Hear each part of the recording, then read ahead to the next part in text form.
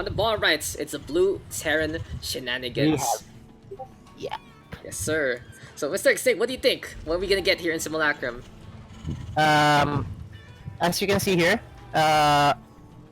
umichan here already goes for the early gas, so he's gonna go very fast Reapers here, and a wall. So very standard here for umichan too, just with a slightly earlier gas.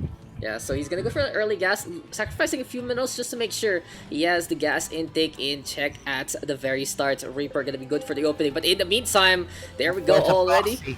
Proxy Rax here from Shenanigans, looking to be as pesky. Double Proxy Rax, actually. This has to be a Marine Rush from Shenanigans. What do you think? Will this work out for our Blue Terran?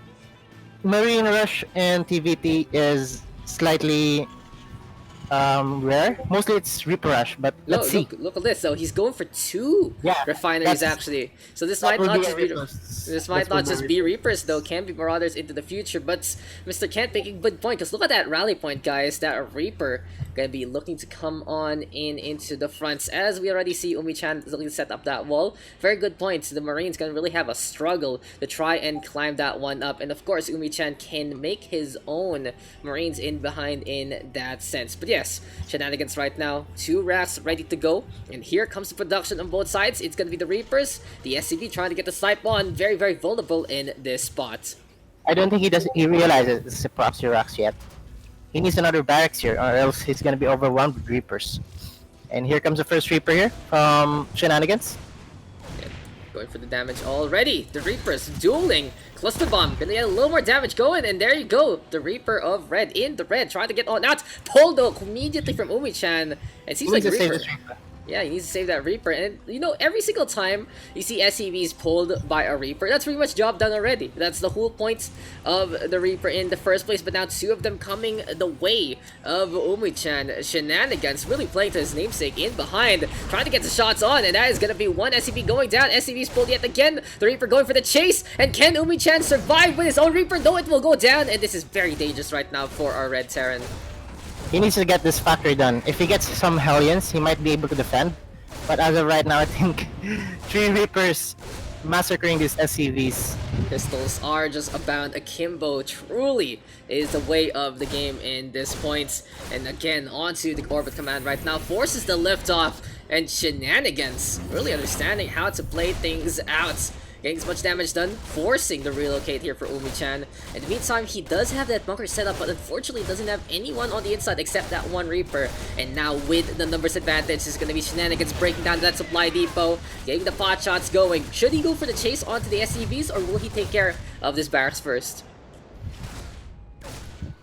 Let's see, because with the Reaper production here for the Blue Terran, it's going to be very hard to defend this. So he's just gonna run around with these Reapers, try to chase down these SCVs until it's game. That's pretty much it. Until it's all over.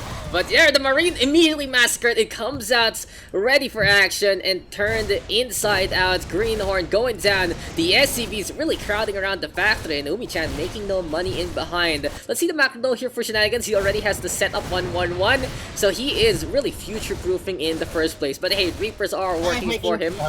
This has to be a good spot for our Blue Terran. Hellions now being pumped out, but it seems like the Reaper's gonna have enough DPS potentially to get the takedown onto the factory, but the Hellion is coming closer and closer, sacrificing a few of those Reapers to try and get this Hot Wheels on. GG is called! And Shenanigans with the first victory. I thought that Hellion was gonna save the day, but nope. Yeah, quick one there. A quick one there, Mr. XtinC.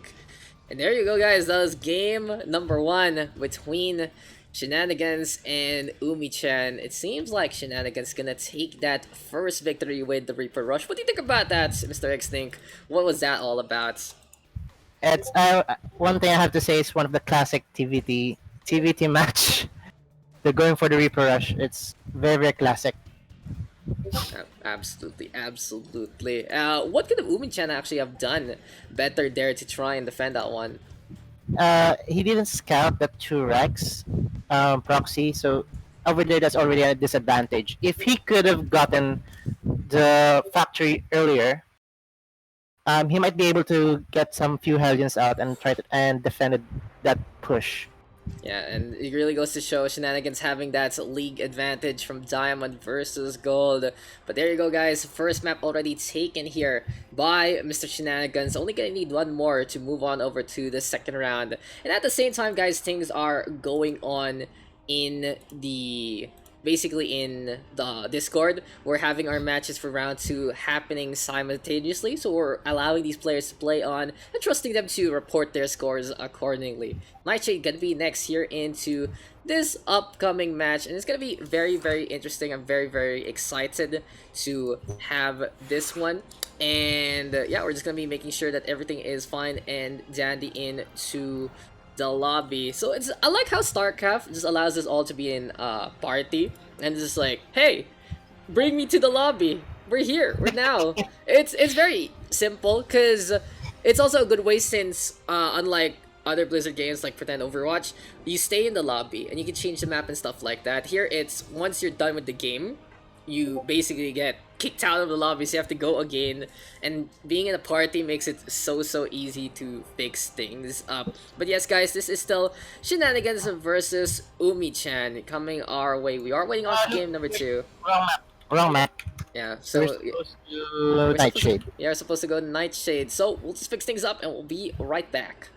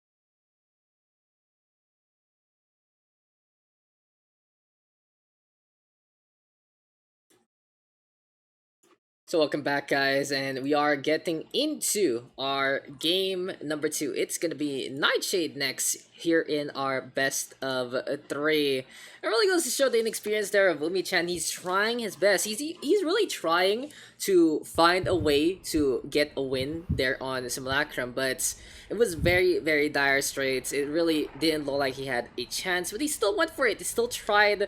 I could say that it's really just a Scout's Honor thing, that he's not really buying time, he's not wasting time, he's taking the time to try and figure things out, and especially to realize what not to do onto this upcoming game number 2. So it's going to be Nightshade next. And what do you think, Mr. Kent? You were talking about this earlier on, but yeah, Nightshade, very, very familiar map, and I feel like it's a pretty stable map compared to some of the other maps in the pool. Yep, and also like I said, this is one of the most shortest maps in the map pool, so we might expect a cheeser timing here, but we'll never know. Yeah, I think the smallest one is Zen, right? Like in terms of size, Zen is like Yes, the Zen. smallest, and everyone I hate bans Zen. Zen. Everyone bans Zen. I know I banned Zen too. Like if I remember correctly, I played Ladder a season ago, and I banned Zen and World of Sleepers, as well as I forgot actually what the rest were. But yeah, but Nightshade is okay. It's like a better balanced World of Sleepers, but it seems like it's finally time to get back into the action. Best of three yet again. Shenanigans already with 1 point. So let's get into the match. On the top left, we Mm-hmm. have the red Terran, Mm-hmm. Umichan. Nice. Perfect intro. Phrases instead of sentences. And his opponent, XtinC, who we got? The blue Terran leading this series 1-0, we have Shenanigans. There you go. Fanfare all about Shenanigans with the 1 point advantage. I just And realized something. yeah, go ahead. I just realized something. Yes, sir. What you got? Shenanigans went for double racks first game. Yes. It matches his name. Yes, Shenanigans. yeah, Like a yes. bunch of I shenanigans. said that a few times. I kind of said that a few times in the cast, but okay. I'm glad you noticed eventually a game later. But we are on the dark forest that is Nightshade, ladies and gentlemen, and. Looking at just how this place is set up past that second base, it really becomes a dangerous territory to expand. So the real question is, what is going to be the action here in this TVT? Will we get some early expansions into this one? Sometimes these players actually delaying a few things and going for some early aggression instead of going for the macro game, but Orbital Command is obviously such a good way to get on up in terms of that mineral supply. And it seems like Shenanigans gonna go for a natural into the first minute and a half. Scouting here I and think now from umichan. He's making sure. little, He's making sure there's no double racks this time. it's more of a gentleman's agreement right now, doing the same builds with the normal racks first, then CC for Shenanigans, going for a very standard game. Yeah, Orbital Command gonna be coming on out. Here we go with the second command center. And it seems like Umichan a Factory little first. yeah, look at that. He's very afraid of what's to come. Even though he did get his scouting information, he is still gonna go for the factory first before that second expansion. And he is gonna go on 2 refinery early on into this one. Very interesting. So this might not actually be Hellions here. Perhaps from Alright. Umichan, will we see something else Mech- with the mines? Or like cyclones. It's looking to be a mech opening with the double refinery into place, but being on one base, can he sustain his economy? Let's see here. But he's building a reactor, so Yeah, a pretty late reactor. it might be Widow Mine drop. Seems Maybe? like though. No, it seems like it's gonna be a factory getting the tech lab. So yeah, more Oh. on the mech style coming our way. Interesting enough that he does go for the reactor here. He can use it later on, of course, to double pump out some Hellions and the like to complement his composition. But it is going to be an early siege tank instead here from Umichan, so this might actually be Bio coming our way. Oh, so it's gonna be a 1-1-1 timing with no CC. Yeah, so one base. Very interesting. Yeah, one base. One base. That's the most interesting part about this right now. So he is on one base. So this will Wait. give Umichan. Oh, he's swapping things, dude. It's like Tetris. He's shuffling things around. Tech lab He up in the canceled the support. tank. He He canceled the canceled the tank. tank. I'm very interested in what he's planning right now, cause he's gonna old school. Banshees. It's very Okay. old school. This It's a is clip Banshee build. dude. We are in 2011. Banshee builds are so last decade, honestly. And hey, Banshees. That's I for one, I feel like this is not the most effective build. Personally, this is my personal opinion. With battle cruisers so easy to make nowadays, just get that future core art and you get your first BC on. It just feels more effective in that manner. But meantime, seems like we had a little bit of an issue on the stream. But hey, it is what it is. The Reaper gonna be coming on the inside. Shenanigans moving on over. We will be back, and the Reaper on to think- the top left. Yes. I think the problem with going BC first on that TVT is that they might get killed on the first push of the Terran, especially when going bio, Yeah, because the bio push is gonna be very strong, and with BC very early BC, there won't be enough units.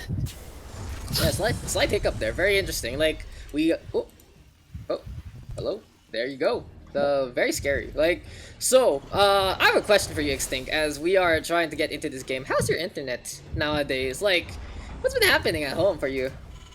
My internet, it's normal. Yeah, PLDT.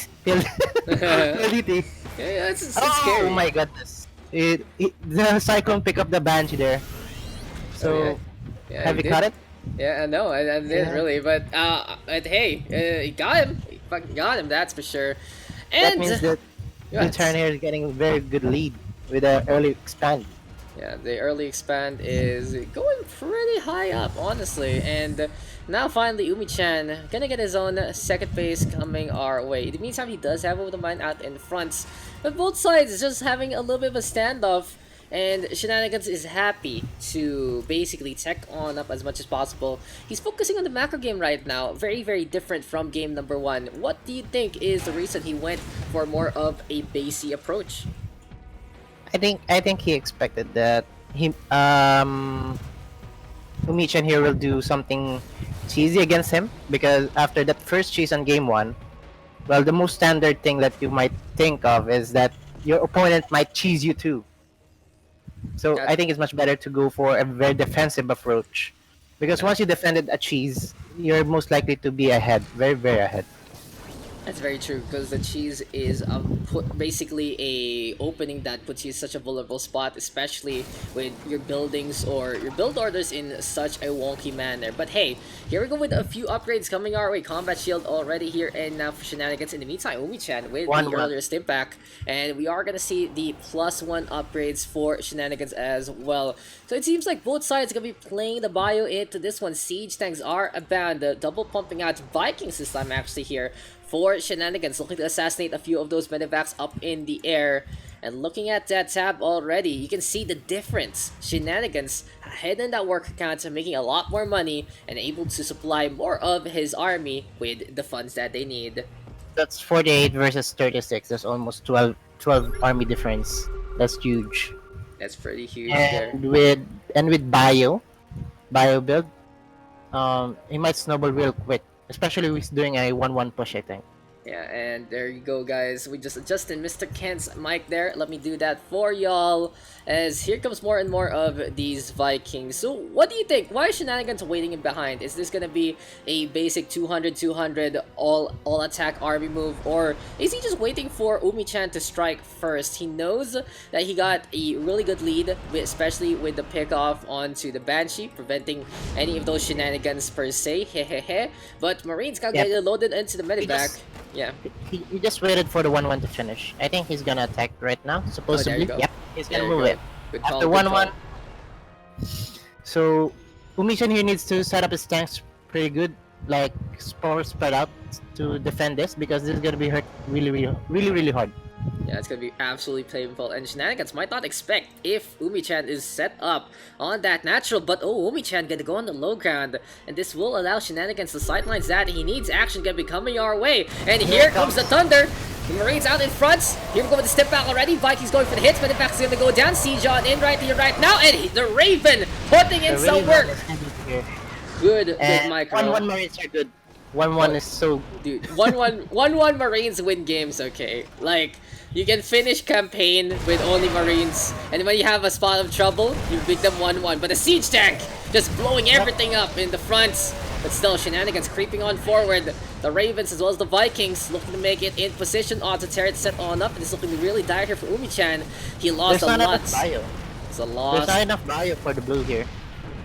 Yeah, and He needs a bio Shenanigans. to push this. Shenanigans gonna need more and more of those Marines, as they say the siege tanks are really good support units, but if they are left vulnerable, well, they are gonna get blown to bits. As onto the high ground, Shenanigans right now gonna drop down that Cyclone with a mind though set on up, and this drop from Shenanigans actually gonna blow up in his face. Good call there from Umichan to set that Widow Mine up in a defensive stance, but he might need to sacrifice this natural to stay in this fight. This natural is dead. He's losing a lot of SUVs. Is he gonna do a Viking drop? Let's see if he's gonna do a Viking drop. Let's see. No, he's keeping up in the air, making sure that he gets the sight lines, allows him to get up in that vision. But yeah, Shenanigans gonna drop down that auto turret. He's trying, man. He's trying to make these siege tanks hit each other, but umichan is in a good spot. He needs to save his siege tanks. Umichan needs to save this siege tank. These siege tanks are the one that's keeping him in the game as of now. But once these siege tanks get killed, it's gonna probably be game over for him. Yeah, well, right now, umichan just staying on the high ground. It's very, very important for him right now to have these things in a defensive stats, and he will move things out as well. I like how umichan is trying to mix things up, make sure that the drop! The drop gets pretty much destroyed all of those units on the inside. That's good pickup. Good pickup for umichan here. Yeah, but still, Shenanigans is in the siege position, and if I know my history, eventually every siege works out in the end if they still have the proper supply. So with Shenanigans in this position right now, he has full map control of everything outside of umichan space, and he is working with it, getting a few more starports in behind. Will we see some liberators as well as potential battlecruiser coming our way? And in the meantime, the mules even dropped on over to go for the repairs just in case isn't auto-casted though, so he has to make sure he gets the micro. Oh, and this is looking really dagger for umichan. He doesn't want to throw. He want to make sure that he gets the kill here. He's not trying to push in. He's not trying to be greedy. He just wants a sure win. Yeah, he's gonna try to make things work, guys. But yeah, Shenanigans even patrolling the Vikings here on to close to the ramp. Getting a little bit of that vision, making sure that no siege tanks are gonna come close to his own. Stand now connecting the Widow Mine that was in the hero earlier on will go down. And no, there is no way you can get your own Viking in a position like this. Right now though, there you go, you can see the initial shot from Shenanigans. umichan immediately backing on out, looking to creep on forward, but it is such a bad spot. Gets the siege on in, counters, gets the kill onto one of those tanks down below. Interesting enough, Shenanigans bringing a few more of those Marines. It seems like umichan trying to really catch up in those upgrades. Even gonna go for a drop play. Taking a little while though to get things done once siege tank does go down. And I do like I like the ambition here from umichan, but this might just be the beginning of the end, because look at what's in production. 2 battlecruisers, Yamato cannon, gonna be a good way to seal the deal, especially get the one hits onto these tanks up on top. He has the high ground, but not for long. BC's wrecked everything. Dude, listen. So there is the high ground, and there is something called the atmosphere, guys. And look at that, up in the air, you can see the deaths from Shenanigans coming their way. Tactical warp on in style points as well. Here comes everything, man. Everything. That has to be it. That has to be it. umichan gonna try a little more. Gonna see sending over that orbital command. Doesn't want his journey to end here, but it seems like Shenanigans will force the GG on that, and he will move on. GG, well played. 2-0. There's one thing I have to say about that game. BCs are OP. BCs are OP. Really now. As a Zerg player, I hear someone say BCs are OP. And hey, that was a solid affair there from Shenanigans. This time he showed everyone that he has macro in his veins as well, and exactly what just needed to be done in a scenario like that. What really was the key point there for Shenanigans to take that victory, Mr. Kent? Come again? Sorry. I was reading the... Why did he win? Why did he win? First of all, umichan there did something very cheesy. It goes for 1-1-1, then go for early Banshees. And since that was sniped by the Cyclone, that it kind of snowballed there since Shenanigans went for an early CC, early expand. Yeah, exactly. And two base versus 1 base and delayed natural. It's very, very bad for umichan there. Yeah, the numbers just are a little too lopsided. And here we go with a little bit of our match reports. No playing Golden Wall as Shenanigans will take the victory on Nightshade. That was our first series, and it was a fun one. Hey, we're trying to figure things out on the fly, looking to help these players.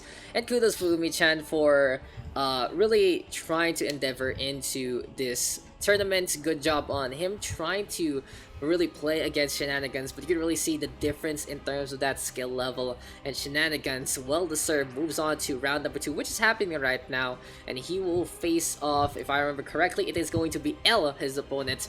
We'll see though what match we're going to be casting next, guys, and we will be back as soon as we have confirmation on that. But that was Shenanigans versus Umichan. That was round 1 of the Gold to Diamond SCPH Quarantine Tournament.